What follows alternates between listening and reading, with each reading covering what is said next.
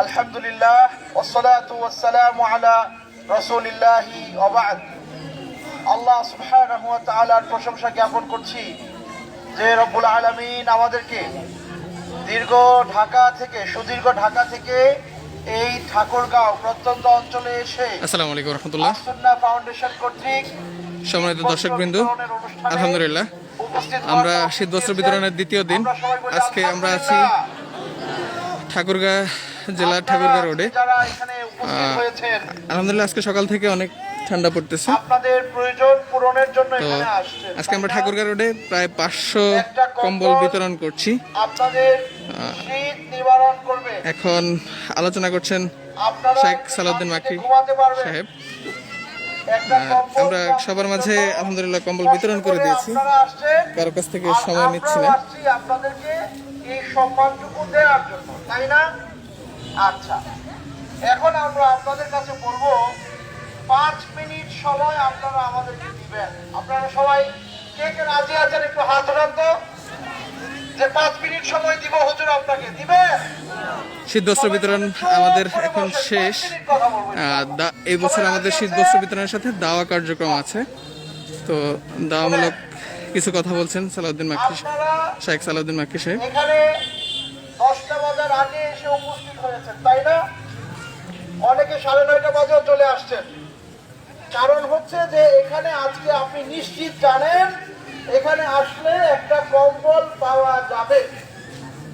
আচ্ছা, আমি প্রশ্ন করি, স্যার টোকেন পেয়েছে কিন্তু কম্বল নিতে আসে নাই, এমন মানুষের সংখ্যা কেমন? একেবারেই অল্প, তাই না? বাকি আপনারা সবাই আসছেন, কারণ আপনারা জানেন টোকেন নিয়ে গেলেই কম্বল পাবেন। আল্লাহ সুবহানাহু ওয়া তাআলা বলছেন, যদিও আমরা চেষ্টা করেছি করোনাকালীন সময়ে যথাসাধ্য ফাঁকা অবস্থায় কম্বল বিতরণ করার জন্য, কম্বল বিতরণ শেষে সবাই অধৈর্য হয়ে পড়েছে কখন চলে যাবে। তো আমরা তাদের কাছ থেকে 10টা মিনিট সময় নিয়েছি যেন কিছু দাওয়ামূলক কথা শোনাতে পারি তাদেরকে। এখন আল্লাহর এই ঘোষণা, আলহামদুলিল্লাহ আমাদের এখানে আমরা হিন্দু মুসলিম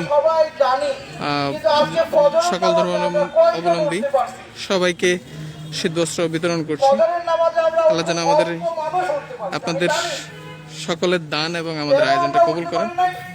কারণ আমাদের বিশ্বাসটা এত শক্ত না যে নামাজ পড়লে আল্লাহ আমাকে জান্নাত দিবে। যদি আমি কনফার্ম জানতাম তাহলে টোকেন পেয়ে যেমন এখানে আসছি, ফজরের সময় আমার ঘুম আর থাকতো না, আমি উঠে যেতাম।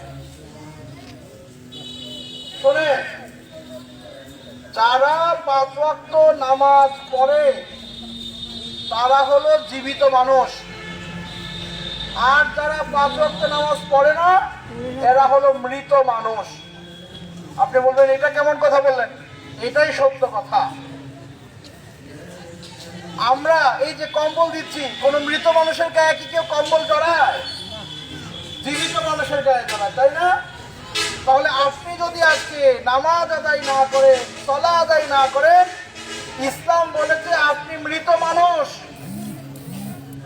মৃত মানুষের জন্য কোনো এইভাবে কম্বল জড়ানোর প্রয়োজন পড়ে না।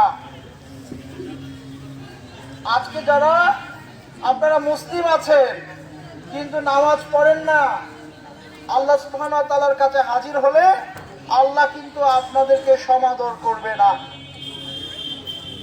যারা একেবারেই নামাজ পড়ে না, 5 ওয়াক্ত নামাজ পড়ে না, তাদের ব্যাপারে আলেমে দ্বীন যারা আছেন তারা কি বলে জানেন? বলে এই লোক আর মুসলমানই নাই, তার ঈমানই নাই, সে যদি মারা যায় তাহলে সে জাহান্নামের আগুনে জ্বলবে। শুনেন, একটা উদাহরণ শুনেন।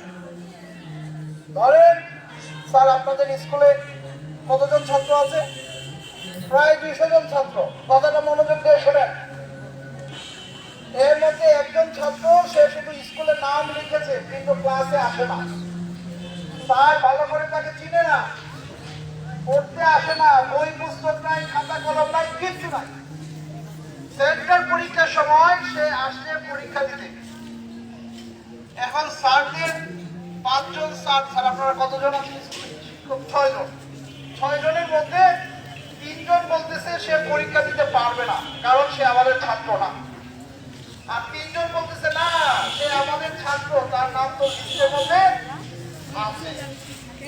আচ্ছা, কারণ সে কোনোদিন স্কুলে আসে না, এই কারণে স্যাররা 2 ভাগে ভাগ হয়ে গেছে। এক পক্ষ বলতেছে সে আমাদের ছাত্রই না, সে পরীক্ষা দিতে পারবে না। আরেক পক্ষ বলতেছে সে পরীক্ষা দিতে পারবে, কিন্তু 2 পক্ষের 4-6 জনই একমত সে যদি পরীক্ষা দেয় তো ফেল করবে। একজন লোক যদি নামাজ না পড়ে, এক পক্ষের আলেমরা বলেছে সে কাফের হয়ে গেছে, আরেক পক্ষের আলেমরা বলছে না এখনো কাফের হয় নাই, তবে মুসলমানিত্বটা কোন রকম টিকে আছে, তারে মুসলমান বলা যাবে। কিন্তু 2 পক্ষের আলেমরা একমত সে যদি মারা যায় তো জাহান্নামে যাবে। তা আপনারা কেউ জাহান্নামে যেতে রাজি আছেন? রাজি আছেন? একজন ব্যক্তি, সর্বশেষ কথা মনে রাখবেন, আপনাদের এলাকায় ধরেন একজন লোক ডেইলি 5 বার চুরি করে। কয়বার? জোরে বলেন, কয়বার? 5 বার। সে ডেইলি 5 বার চুরি করে। এক মাসে কতবার হয়? 150 বার, 150 বার। আলহামদুলিল্লাহ, আমাদের বছরে হয় 1800 বার। আরো অল্প কিছু সময় আলোচনা থাকবে, এলাকায় কি হবে? দিনী আলোচনা, দাওয়ামূলক। কথা বলেন না, কিন্তু আমরা এখন এই লাইভটা শেষ করছি। জোর হবে। তার আর সবাই আলাদা কোনো ইনশাল্লাহ আশা করি নামের আমাদের এই দরকার আছে? কার্যক্রমের সাথে সংযুক্ত থাকবেন। তাহলে এক লোক আমাদের মুসলমান ডেসক্রিপশনে daily 5 বার নামাজ ছেড়ে আমাদের দেয়, কিভাবে সে অংশগ্রহণ আল্লাহর সাথে করবেন 5 বার সেটার কুফরি করে। বিস্তারিত তথ্য দেওয়া আছে। আল্লাহর সাথে 5 বার কুফরি জাযাকাল্লাহ খাইরান। করে, আসসালামু আলাইকুম মাসে ওয়া রাহমাতুল্লাহ। 150 বার কুফরি করে, বছরে 1800 বার কুফরি করে। তাহলে এই